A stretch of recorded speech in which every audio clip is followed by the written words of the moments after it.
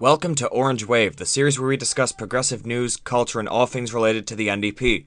I am your host, Will Adams, and today we'll be discussing the recent news from New Brunswick, where trans and non-binary students under the age of 16 will be required to have parental consent for name and pronoun changes in school. Yes, that is actually something that's happening in Canada. Getting things started straight to the point on the issue, in New Brunswick, students under the age of 16 are required to have parental consent for a legal name change and gender marker change. However, the province's education department has now clarified that this also applies to pronoun changes for trans and non-binary students. This means that students must have their parents' permission to be called by their preferred pronouns in school. This comes from CTV News. New Brunswick Premier Blaine Higgs, facing a revolt from 8 members of his caucus over changes made to the province's policy on sexual orientation in schools, said Thursday he is willing to call an election on the issue. Higgs told reporters that he stands by the changes made to the policy, which he said were, quote, taking a strong position for families. The previous policy said teachers needed a student's informed consent before discussing the student's preferred name with a parent. The 8 progressive conservative dissidents, including 6 ministers in Higgs' 18-member cabinet, sat out question period and other legislative business Thursday in protest against the changes announced by Education Minister Bill Hogan. The changes come into effect July 1st. They said in a statement their absence was a way to express their extreme disappointment in a lack of process and transparency in the review of the 3-year-old guidelines known as Policy 713. The members said they would not comment further, but some of them have previously called for Policy 713 to be left alone. Earlier in the day, Higgs maintained the caucus and cabinet had, quote, endless meetings before arriving at Thursday's announcement, adding that the disagreement within his party, quote, potentially could force an election. The Tories hold a majority with 29 of the legislators' 49 seats, and an election is not due until next year. That's a possibility, he said, when asked if he was prepared to fight an election over the issue. Quote, I believe strongly in the case of finding a solution here where we do not exclude parents in their child's life. Hogan defended the changes, which has stirred protests in the province since it was first revealed last month that the policy was under review. Quote, we believe that it is fundamentally wrong not to share this information with the parents if we are using a student's preferred name on a daily basis, Hogan told reporters. If we are using it on a daily basis, it puts teachers in a really challenging position. The new policy is unclear on gender identity and participation in sports activities. Quote, all students will be able to participate in curricular, co-curricular, and extracurricular activities that are safe and welcoming, it reads. The previous version added that student participation could be, quote, consistent with their gender identity. When questioned at the news conference, Hogan said organizations governing sports were doing a wonderful job ensuring that all students can participate in the sport they identify with. We don't need to interfere with that, he said. The new policy will also require universal washrooms to be private. Previously, it said all students would have access in a non-stigmatizing manner to washroom facilities that align with their gender identity, and that all schools would have at least one universal washroom. Quote, there's a lot of bullying that occurs in our washrooms. Any place where students are out of sight of our professionals, Hogan said. Then there's things that need to happen that we'd prefer not to happen. First off, let's discuss the fact that the guy said that parents have a right to know if their kid is using a name at school on a daily basis. Parents have a right to know exactly only what their kids are willing to tell them. If their kids are not telling them their identities at home, if their kids only feel safe identifying as their authentic self at school, there is a reason for that. The Premier of New Brunswick needs to turn that side of his head off immediately and think about this for a sec.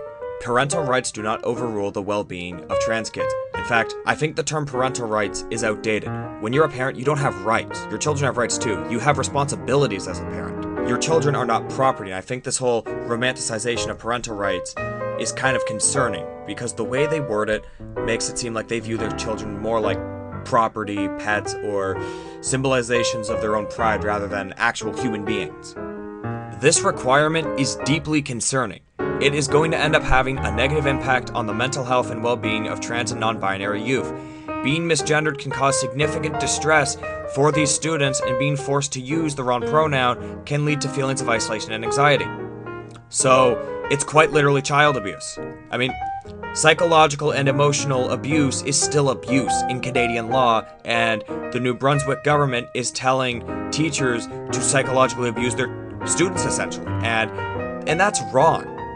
It's not right what's going on here. Also, might I add, child endangerment. Like I said before, parents have the right to know exactly only what their child is willing to tell them. Reason? If their child doesn't feel safe at home, there is a reason for that. If parents cannot be good parents and support their kids unconditionally, then that's on the parents, not on the teachers, and it is unbelievably irresponsible of the Premier of New Brunswick to be imposing a decision like this. Now it goes to the federal level, as our darling leader of the opposition, Pierre Poilievre, took a break from filibustering the House of Commons from the most important climate budget we've ever seen while Canada is fucking burning. But that's not today. Not today. I'm not discussing that right now. He was asked by a reporter what his thoughts on the decision in New Brunswick were, and his response was very astonishing. This comes from True North. Yeah, just another question. Recently, the New Brunswick Premier has made changes to their LGBTQ protection policy, requiring teachers to notify parents before they change the use of their pronouns or in their given name. What is your position on the matter? I'll let provinces make decisions about their education system.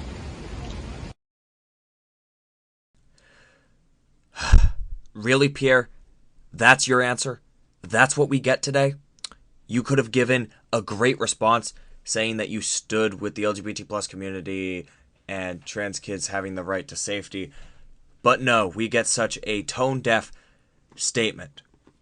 Wow. And this man claims to not only represent all Canadians, but he also claims that he wants to be the leader of the country. Pierre Poilievre has played too close to the line for too long now when it comes to this matter. And that was before his party published a anti-Indigenous ad that also contained anti-LGBTQ plus rhetoric in it, where they contained the Oakville hoax story in there and tried to write it off as fact. Then there's this. It's time for Pierre Poilievre to make it known officially whether or not he is going to stand with Canada's LGBTQI2 plus community. He needs to make it known. Canadians deserve the right to know whether the person who's trying to run the country, or who wants to run the country, or a candidate who wants to run the country, for that matter, they deserve to know everything he thinks. Point being, a take like this proves that if you're a member of the LGBT plus community, then the last person you can count on is Pierre Poilievre. But luckily, Jagmeet Singh is love, Jagmeet Singh is life, Jagmeet Singh is screwing your wife, made a fantastic tweet on this. He just tweeted, quote, "Protect trans kids." It wasn't some superficial, generated politician response to the matter that the NDP paid him to do. No, it was just something relatable. Just protect trans kids. That's a message people can get behind. Jagmeet Singh proves yet again that it is very easy to raise the bar by not doing anything at all. As I look at his portrait that I have sitting right next to my recording desk, it is clear that Jagmeet Singh is undoubtedly the best man for the job. He is going to stand up for trans kids and hold the radical right to account when they try to harm them. And that is a very great sign.